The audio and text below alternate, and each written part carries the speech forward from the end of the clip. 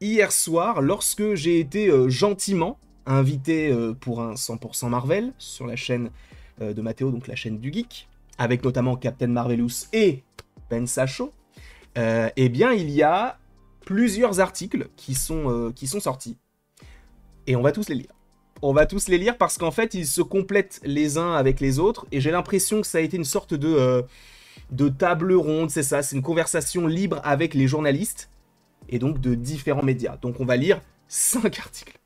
Alors si je ne dis pas de bêtises, on va lire l'article de The Hollywood Reporter, Collider, CBR, Deadline et Variety. Donc ça va être une vidéo qui, sans nul doute, sera extrêmement conséquente. Donc accrochez-vous, sachant que ce soir, je le rappelle, il y a un live concernant donc les 4 fantastiques et nos dernières attentes, nos dernières théories. Ça fait longtemps que je n'ai pas fait ce genre de choses et bah, c'était l'occasion, sachant que demain je ne pourrai pas le faire étant donné que je ne suis pas disponible. Donc, on va lire l'article en question. On va commencer avec The Hollywood Reporter. Alors sachez que en gros, Kevin Feige a parlé de l'avenir de Marvel. Je pense que vous l'avez vu sur Twitter, vous en avez supposément entendu parler sur TikTok, sur les différents réseaux sociaux, sur YouTube, sur tout ce que vous voulez. Et actuellement, il y a Zuko qui est en train de me grignoter les orteils. Zuko, c'est mon chat, hein, pour ceux qui ne le savent pas. Et ça me fait mal. Mais on va faire la vidéo avec un petit peu de douleur. Donc Kevin Feige, le patron de Marvel, parle de sa réduction de production, de la perte de Kang et de ses textos à James Gunn après Superman. Ce qui est intéressant, c'est que en fait, chaque article va se compléter par rapport à ce que nous connaissions déjà. Donc, c'est là où il y a une force dans ces 5 articles que j'ai sélectionnés, même si peut-être qu'il y aura d'autres choses qu'on aura possiblement oubliées. Avant les 4 fantastiques premiers pas, le patron du studio s'est engagé dans une conversation libre avec les journalistes où il a longuement parlé des difficultés du boom du contenu post-Endgame, même si c'est post-Far From Home entre guillemets, des raisons pour lesquelles Miles Morales ne viendra pas dans le MCU de sitôt et ce qu'il se passe avec Blade. Donc, on est parti pour évoquer tout ceci ensemble. C'est parti. Sachant que l'article là, il est extrêmement long, hein, sachez-le. Dans une salle de conférence quelconque à l'étage très singulier des studios Marvel, statue d'Iron Man grandeur nature, fresques de super-héros et accessoires de cinéma, se trouve une porte cadenassée. Derrière cette porte cadenassée se trouve un tableau blanc présentant le planning des films Marvel pour les 7 prochaines années. C'est ce qu'a déclaré le patron de Marvel Studios, Kevin Feige, producteur derrière la série de films la plus réussie de l'histoire d'Hollywood, alors qu'il accueillait un groupe restreint de journalistes dans la même pièce où il a rencontré pour la première fois la star de Doctor Strange, du coup Benedict Cumberbatch, ou la cinéaste Chloé Zhao, qui est donc à présenter sa version d'Eternals.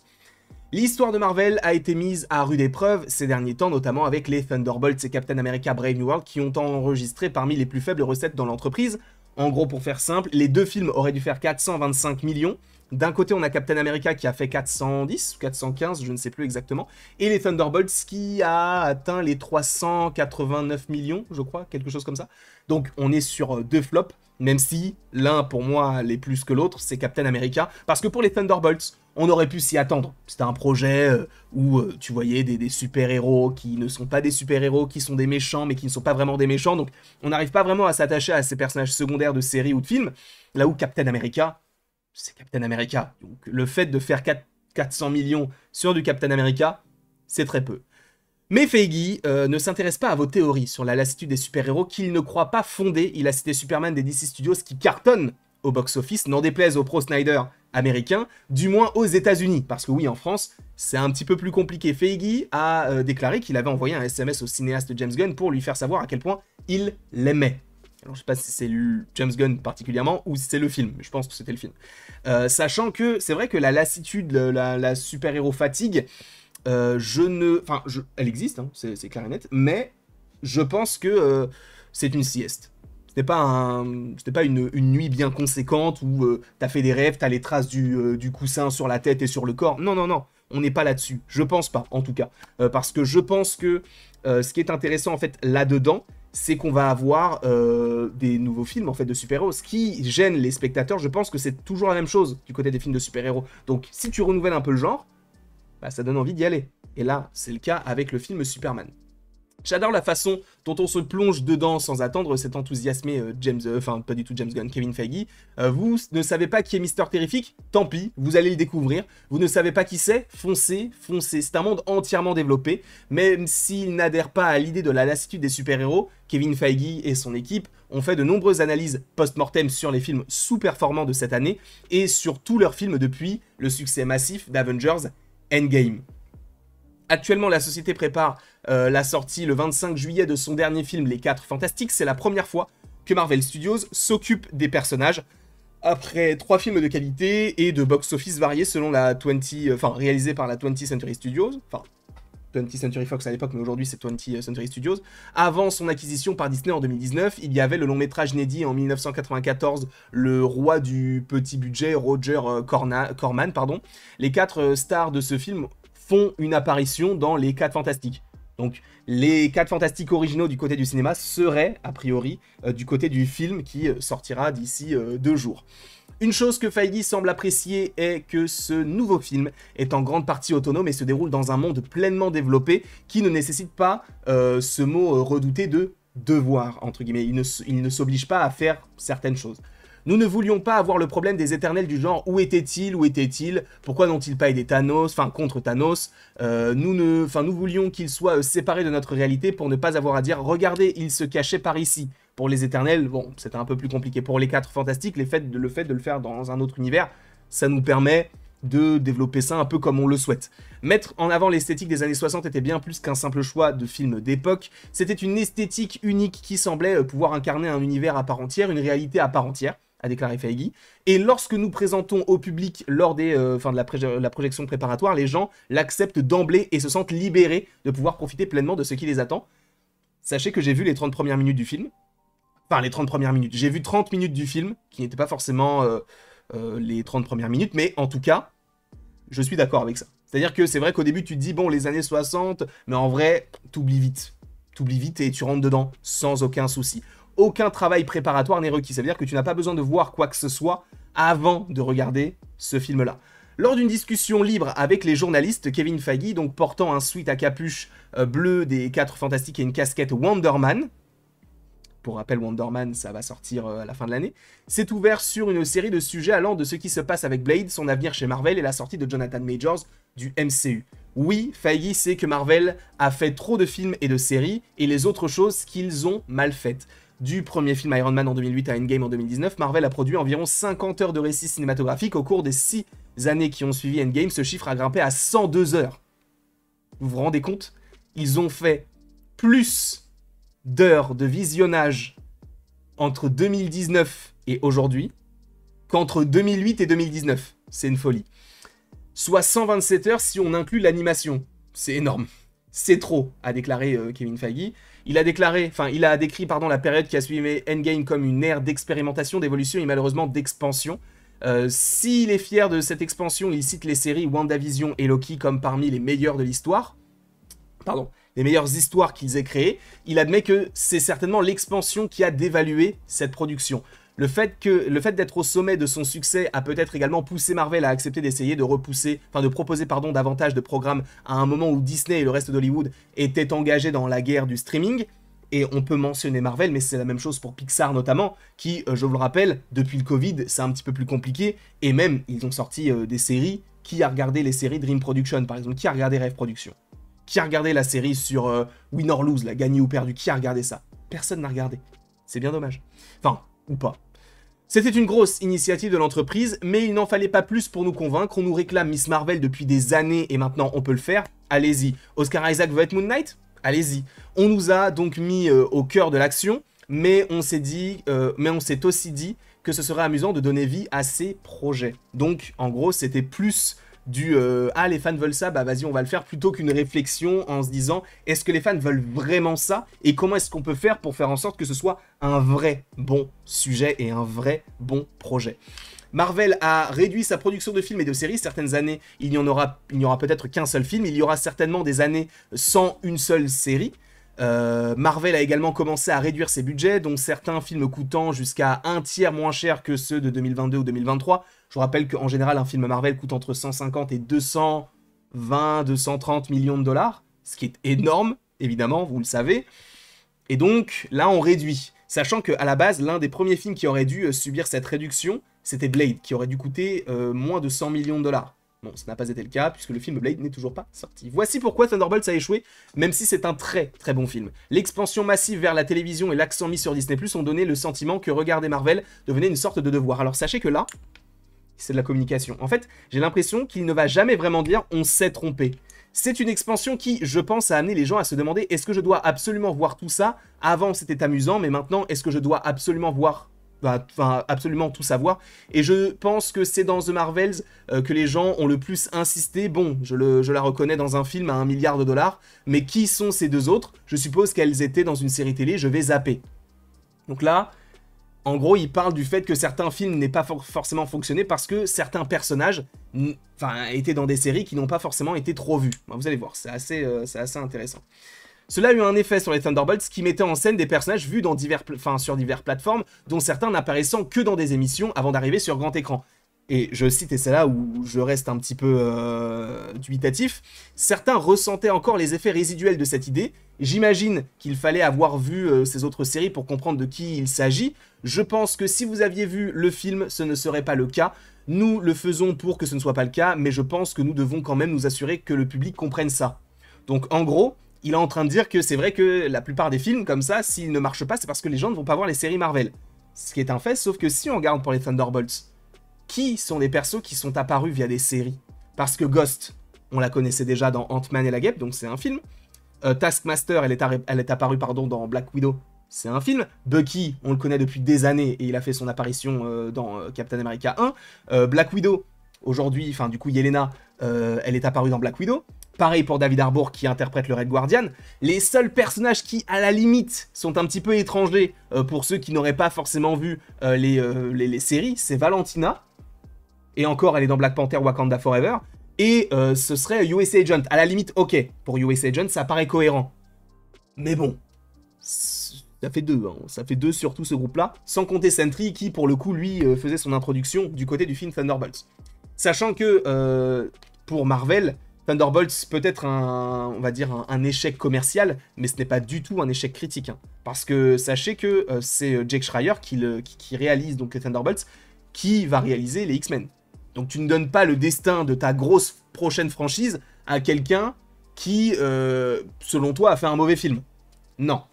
Feige reste chez Marvel pour l'instant. Aucun dirigeant d'Hollywood ne reste indéfiniment à son poste, qu'il s'agisse d'un changement à la tête de l'entreprise ou d'une série de films ratés, le changement est inévitable et la succession est un trajet brûlant chez Disney et à Hollywood en général. Feige s'est montré un peu circonspect quant à la durée de son séjour dans l'entreprise, admettant discrètement qu'il lui restait environ 2 ans, un peu moins, sur son contrat. Mais quoi qu'il en soit, il a déclaré que son désir était de continuer à faire de grands films pour le public le plus large. Est-ce que je veux faire des films à succès pour le plus large public dans 10-15 ans? Oui, absolument. C'est tout ce que je veux faire, a déclaré Feige. Marvel est un excellent moyen d'y parvenir pour l'instant, mais j'espère faire des films à succès pour le grand public pour toujours. Donc en gros, il est un peu évasif sur son avenir, en disant, en vrai, on parle pas d'un film à succès Marvel, on parle d'un film à succès tout court. Donc il pourrait le faire autre part. Et pour le coup, je pense qu'ils attendent de voir les premiers retours sur les 4 Fantastiques, sur le film Spider-Man Brand New Day et aussi sur Doomsday pour savoir ce qu'il en est par rapport à l'avenir du producteur. Je pense qu'il va renouveler son contrat, en tout cas j'aimerais beaucoup qu'il le fasse parce que même s'il s'est trompé, il ne faut pas oublier tout ce qu'il a fait de bien du côté de Disney et encore une fois, on reconnaît les erreurs et on essaie de faire mieux par la suite. Donc ça, pour le coup, c'est un très bon point à notifier. Feige s'adresse à Jonathan Majors pour la première fois sans le mentionner. Marvel a dû faire face à des difficultés ces dernières années en travaillant sur des phases post-Endgame. Certes, il y a eu des problèmes concrets liés à la pandémie et aux grèves hollywoodiennes. Il y a eu la perte de Chadwick Boseman, la star de Black Panther, et il y a eu la condamnation pour agression de Jonathan Majors, l'acteur qui incarnait Kang, qui semblait promis à devenir le prochain grand ennemi juré des années à venir. Bon, ça, on en avait déjà parlé tout à l'heure dans une vidéo. Feige n'a jamais mentionné Majors nommément, préférant l'appeler l'acteur de Kang. À un moment donné où l'acteur, donc comme il l'appelle, ou encore se concentrait sur Kang en tant que personnage. Et selon Feige, Marvel se préparait déjà à s'éloigner de Kang avant même la sortie de Majors. Ça, pour le coup, j'y crois. En gros, ce que ça signifie, c'est que avant que Jonathan Majors ne parte, en fait, il y a eu déjà quelques projets en lien avec lui. Il y a eu Loki, Loki saison 2 et Quantum Mania. Lorsque Quantum Mania est sorti, je pense que c'est à ce moment-là qu'ils se sont dit, est-ce que Kang, c'est la bonne option? Force est de constater que c'était possiblement la bonne option, mais pas forcément de la bonne manière. Là, pour le coup, ils ne se sont pas forcément trop remis en question eux-mêmes, juste en disant, bah c'est Kang qui est mal fait, donc on va arrêter, on va passer à autre chose. Alors qu'ils auraient pu possiblement le retravailler d'une autre manière. Enfin, c'est un peu compliqué, notamment avec le fait d'un recast, etc. Nous avions commencé à en parler avant même que ce qui était arrivé à l'acteur. Nous avons commencé à réaliser... Enfin, nous avions réalisé que Kang n'était pas assez important par rapport à Thanos, et qu'un seul personnage pouvait l'incarner. Car il incarnait dans les comics... Enfin, il l'a incarné pendant des décennies. Grâce à l'acquisition de la Fox, nous l'avons enfin trouvé, c'était le Docteur Fatalis. Nous avions donc commencé à parler du Docteur Fatalis avant même de nous séparer officiellement de Kang. D'ailleurs, j'avais déjà discuté avec Robert Downey Jr. de cette idée audacieuse avant même la sortie d'Ant-Man 3. Là, je n'y crois pas une seule seconde. Avant la sortie d'Ant-Man 3, tu parles à Robert Downey Jr. le fait de revenir en tant que Docteur Fatalis. Et je n'y crois pas un seul instant, parce que ça veut dire qu'ils ont eu cette conversation en 2022. D'accord ? Donc avant Quantum Mania qui est sorti début d'année 2023. Donc logiquement, c'était début 2022, pardon. Sauf que comment est-ce qu'il pouvait savoir que Kang n'allait pas forcément être bien reçu? Il n'y avait pas encore toutes les affaires en lien avec Jonathan Majors, et Kang, pour l'instant, il suscitait énormément d'engouement par rapport à son apparition dans Loki. Donc tu peux pas te permettre de dire ça, alors qu'a priori, c'est pas vrai. Bon, c'était un projet de longue date que nous avions, prendre l'un de nos plus grands personnages et utiliser l'un de nos plus grands, enfin de nos meilleurs acteurs.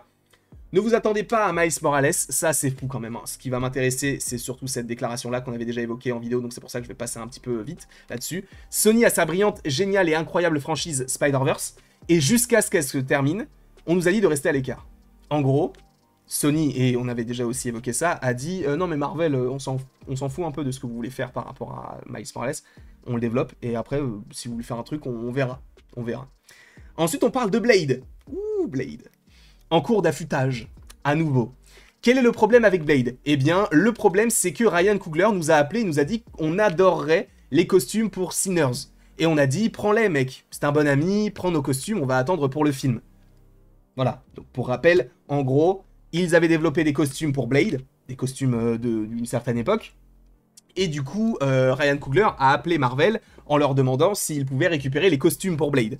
Sachant que Blade n'avançait pas. Donc ils ont dit, bah vas-y, tu sais quoi, on les vend, il n'y a pas de souci. Peggy plaisantait bien sûr, reliant Sinners à une version de Blade qui était récemment en cours de développement, une version qui se déroulait à l'époque de la Prohibition, tout comme le succès original de Coogler plus tôt cette année. Feige a confirmé qu'il y avait eu 4 scénarios de Blade qui avaient été développés ces derniers temps. 2 étaient d'époque, 2 ne l'étaient pas. Donc en gros, il y avait 2 scénarios qui peut-être se développaient dans les années 1900 et 2 qui se développaient à une ère moderne. Marvel est désormais attaché à l'ère moderne, pourquoi pas. Et oui, Mahershala Ali est toujours présent, donc il est toujours attaché dans ce projet-là. Donc ça, c'est cool. Il n'a pas révélé de calendrier pour Blade, mais a déclaré que lui et Coogler avaient un calendrier pour Black Panther 3. On verra ce qu'il en est. Je pense que Black Panther 3 pourrait être le film pour... Alors peut-être que ça rentre en contradiction avec ce qu'il va dire par la suite, mais c'est vrai qu'on avait déjà eu des rumeurs comme quoi février 2028 pourrait être la date pour Black Panther 3. On verra, sachant que ça signifie que c'est 5 ans et quelques mois après le deuxième film. La malléabilité tonale est la clé du succès de Marvel. Oui, il y aura plus d'histoires classées R à venir. Classée R, ça signifie rated R, donc sanglante et adulte. Deadpool et Wolverine ainsi que la série télévisée Daredevil ont montré que Marvel est de plus en plus à l'aise avec la promotion d'histoires destinées aux adultes. Il serait temps. Mais ces personnages peuvent aussi apparaître dans des décors adaptés à leur âge si nécessaire. Ça veut dire qu'en gros... par exemple, si on a Daredevil, et qu'il est un peu, on va dire, violent dans sa série, il ne le sera pas dans d'autres projets. Par exemple, Daredevil, il n'est pas aussi violent dans Daredevil Born Again qu'il ne l'est dans She-Hulk, ou qu'il ne l'est dans Spider-Man No Way Home, tu vois. Donc, il y a aussi ça à avoir, ou même dans Echo, c'est vrai qu'il a apparu dans Echo aussi. C'est ainsi, comme l'a souligné Feige, que l'on peut voir le bouffon vert construire des bonhommes de neige dans Spider-Man et ses incroyables amis sur Disney+, puis tuer Tante May dans No Way Home. Punisher en est un autre exemple. Le justicier violent incarné par Jon Bernthal fait l'objet d'une émission spéciale, donc il va y avoir un special sur le Punisher, dont le tournage a débuté la semaine dernière et qui sera diffusé sur Disney+, l'année prochaine. Moi, si je suis eux, je le diffuse pas sur Disney+. Fais un film Punisher. Pourquoi est-ce que tu le diffuses sur Disney+ alors que tu auras aucun sou? Regardez, Disney ils ont sorti 2 projets qui étaient censés sortir sur Disney+, sur grand écran. Les 2 projets sont Vaiana 2 et Lilo et Stitch. Les 2 ont fait le milliard. Je ne dirais pas que le Punisher ferait le milliard, mais je pense qu'il gagnerait plus d'argent en sortant au cinéma qu'en étant simplement un special sur Disney+, que personne ne va regarder.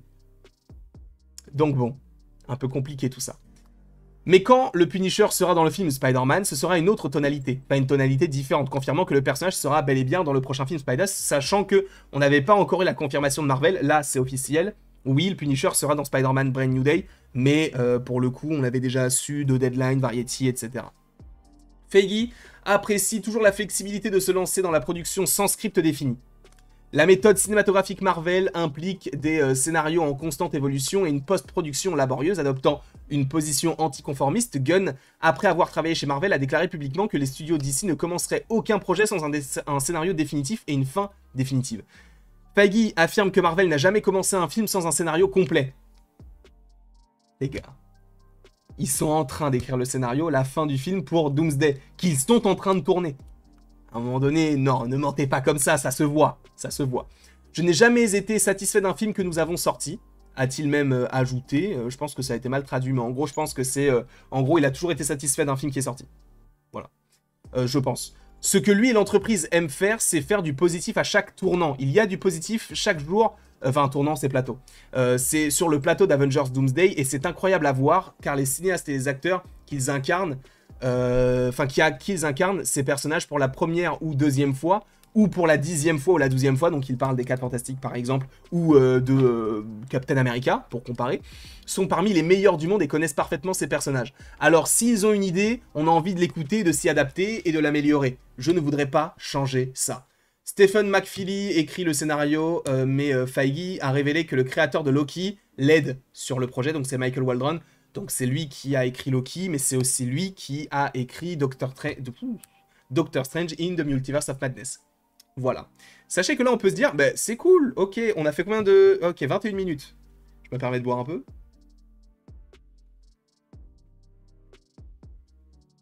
Parce qu'il va suivre, c'est pas plus long, mais c'est le 2e article qu'on va lire ensemble. Le 2e. Il y en a 5. Accrochez-vous. On est parti pour lire le 2e article qui concerne plus Spider-Man. Alors, est-ce qu'on en parle maintenant ou est-ce qu'on en parle dans une autre vidéo? Je ne sais pas. On va peut-être en parler dans une autre vidéo. Voilà, ça sera une vidéo qui sortira peut-être demain ou tout à l'heure. Là, on va se concentrer. Bah, du coup, ça nous enlève pas mal de... Ouais, ça nous enlève pas mal d'articles, mais... lui, il est super long. Il est super long. Bon, c'est pas grave. On va, de toute manière, on est là pour tout lire. On va lire celui de Deadline, là, et après, on lira celui de Variety, qui est un peu... Il est pas si long que ça non plus. Donc, on va lire tout ce qui est en lien avec Spider-Man. Ce sera demain. Demain, on s'occupe de Spider-Man tranquillement. On respire. C'est parti pour lire l'article donc de Deadline. Kevin Feige, le patron de Marvel, parle de son avenir au studio, de l'actualité de Blade et la nécessité d'un reboot des 4 Fantastiques. Donc vous savez qu'on va pas tout évoquer, hein, puisque Blade ça a déjà été évoqué, du coup son avenir au studio aussi, le côté des 2 ans, on l'avait déjà évoqué. Mais bref, on va essayer de voir, bon, voilà. Ce qui m'intéresse par exemple, c'est ça. C'est un plan sur 7 ans. Kevin Feige, je pense qu'il va jusqu'en 2032. Ça c'est donc cette porte verrouillée, comme c'était évoqué dans l'autre article. Donc, il y a le plan pour les 7 prochaines années du côté de Marvel. Donc, en partant d'aujourd'hui. Je pense que c'est un minimum, puisque pour les X-Men, je pense qu'ils vont faire au minimum 5 films, comme ils le font pour Spider-Man, peut-être même 6.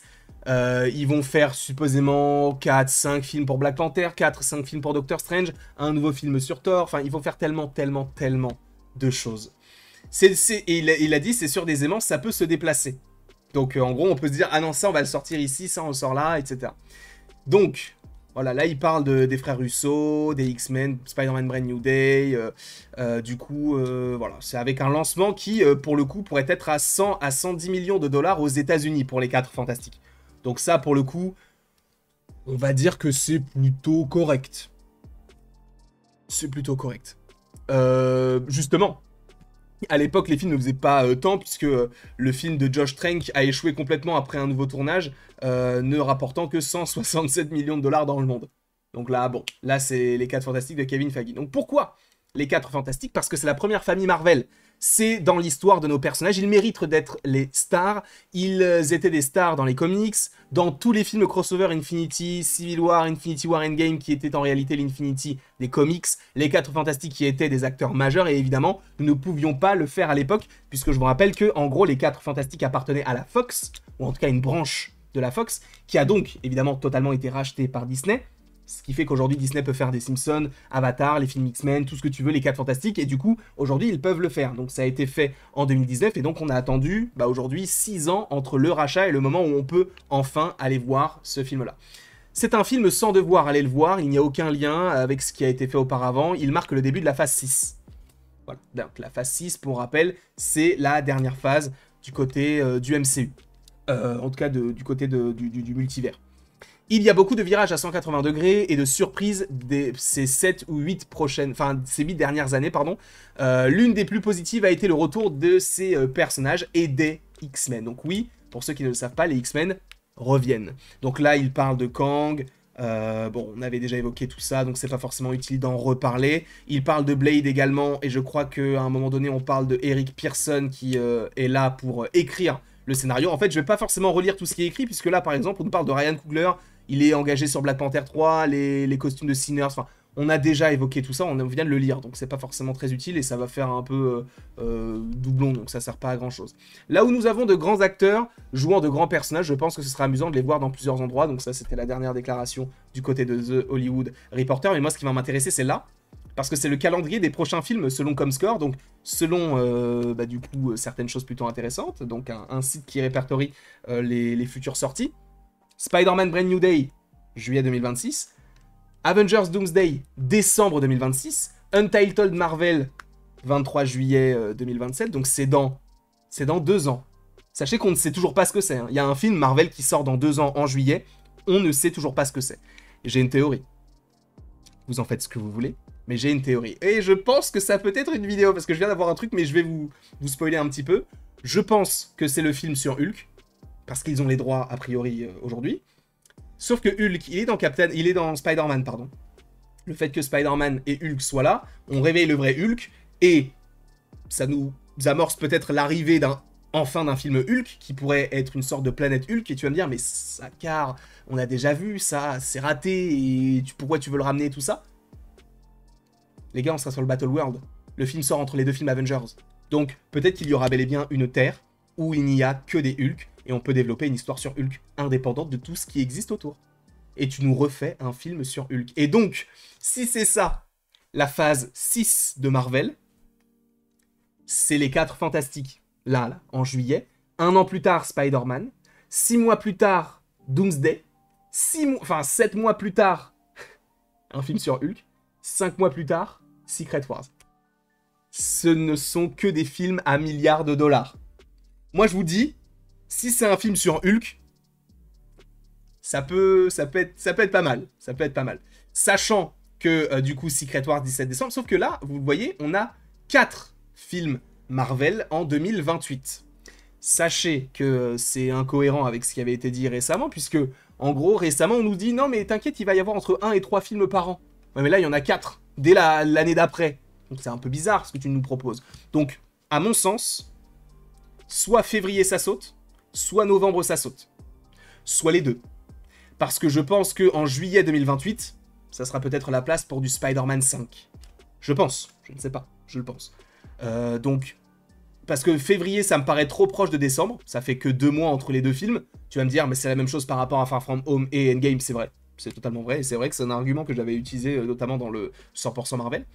Mais donc ouais, je sais pas, je pense pas que le film pourrait, enfin l'univers pourrait commencer ici. Sauf que en fait, moi ce qui m'intéresse énormément, c'est à quel moment est-ce que tu annonces ces films-là? À quel moment est-ce que tu dis, ok, là on est sur on a terminé cette phase-là, maintenant on fait une nouvelle phase. À quel moment, quel événement? Parce que ça pourra pas être fait du côté de la Comic-Con, puisque si tu nous fais la Comic-Con, admettons tu nous annonces un film Black Panther 3, je sais pas quoi, bah ça va être compliqué, puisque on n'aura pas encore vu Avengers Secret Wars, puisque ça sera en décembre. Sauf que la Comic-Con, c'est en juillet. Donc ça veut dire que tu nous spoil le sort de certains persos qui sera supposément le reboot, ou en tout cas le soft reboot de l'univers que tu es en train de nous confectionner. C'est un petit peu bizarre. Donc, moi je partirais du principe qu'on ait une annonce, peut-être, Donc on enlève cette date du 18 février, mais qu'on ait une annonce peut-être début d'année, où on ait un panel, parce qu'aujourd'hui on n'a plus vraiment besoin de la Comic-Con. Ou peut-être même qu'il n'y aura pas de Comic-Con, et juste Marvel va annoncer ça comme ça, tranquillement, et après il y aura bel et bien une Comic-Con pour 2028, en annonçant, voilà, on a déjà eu tel projet, tel projet, tel projet, mais là, voilà ce qui s'annonce du côté de Marvel. Ça reste une grosse possibilité. Je ne sais pas ce que vous en pensez. Donc là, c'était l'avant-dernier article, et là, on va lire le tout dernier, qui se concentre un petit peu, en vrai, est-ce que c'est vraiment utile? C'est même pas utile, hein, puisque ça nous parle de Blade. C'est essentiellement sur Blade, donc en vrai, non, ça sert à rien de le lire. Mais en gros, la seule chose qui est intéressante par rapport à ce qu'on n'avait pas lu, c'était que Eric Pearson, du coup, qui a déjà écrit Thor Ragnarok, ou les 4 Fantastiques, ou les Thunderbolts, c'est lui qui a écrit tout ça, et bien c'est lui qui va écrire Blade. Voilà. Voilà ce qu'on sait. Ça a été une grosse vidéo, j'espère qu'elle vous aura plu. Donc, sachez que demain, il y aura la vidéo sur Spider-Man. Ne vous inquiétez pas, ça arrivera tranquillement, sereinement, il n'y a pas de souci. Merci beaucoup en tout cas d'avoir été présent. On se retrouve ce soir, parce que je le rappelle, ce soir, il y a un live sur les 4 Fantastiques. Donc soyez présents, ça sera plutôt sympathique. Et après tout ceci, il ne me reste plus qu'à vous dire à la prochaine, pour la prochaine. Et encore une fois, merci beaucoup à vous d'avoir été présents. On se retrouve d'ici quelques temps pour de nouvelles vidéos et pour de nouvelles aventures. Et d'ici là, passez une excellente journée.